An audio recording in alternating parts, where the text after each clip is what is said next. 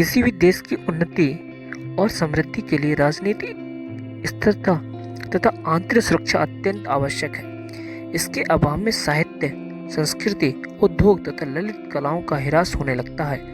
मौर्य साम्राज्य के बाद भारत के विभिन्न भागों पर लंबे समय तक अनेक छोटे बड़े राजाओं का आधिपत्य रहा है। सभी शासकों के स्वार्थ अलग थे, उनकी कामनाएं अलग थी। उस समय ईर्ष्या, दोष, अभिमान, पारंपरिक कलह का बोलबाला था। ऐसे ही समय में चंद्रगुप्त प्रथम का पुत्र समुद्रगुप्त मगध की सम्राट बना। समुद्रगुप्त की माता का नाम कुमार देवी था। वह अत्यंत उदार और करुणा स्वभाव की महिला थी। इस काल का इतिहास जानने के मुख्य स्रोत स्तंभ है। प्रयाग स्तंभ के अनुसार समुद्रगुप्त बाल्यावस्था से ही विलक्षण प्रतिभा का से संपन्न था। वह साहस और वीरता की प्रतिमूर्ति था। यही कारण था कि चंद्रगुप्त प्रथम ने अपने जीवन काल में ही उसे अपना उत्तराधिकारी घोषित कर दिया था। समुद्रगुप्त का बाल्यकाल माता कुमार देवी जैसी उदार एवं कर्तव्यनिष्ठ महिला के संरक्षण में व्यतीत हुआ। सत्यवादिता, न्यायप्रियता, जनहित कामना, राष्ट्र प्रेम, साहस, परोपकार और सुख और दुख को समान भाव से स्वीकार करने की शिक्षा उसे बाल अवस्था से ही माता से मिली थी, जो आगे चलकर उसके जीवन का अंग बन गई। बचपन में ही समुद्रगुप्त की अभिलाषा थी कि वह समस्त भारत भूमि को एकता के सूत्र में बांध करे, उसे एक सुदृढ़ राष्ट्र का स्वरूप प्रदान करे। यही कारण है कि समुद्रगुप्त ने भारत की शक्ति को खंडित करने वाली देशी और विदेशी ताकतों को नष्ट करने का संकल्प लिया। भारत एक एकता की स्थापना हेतु समुद्रगुप्त ने विजय यात्रा प्रारंभ की। प्रयाग के अशोक स्तंभ में समुद्रगुप्त की विजय अभियानों का विस्तृत विवरण मिलता है। सबसे पहले उसने उत्तर भारत के सभी राजाओं को परास्त किया और उसके राज्यों पर अपना साम्राज्य में मिला लिया।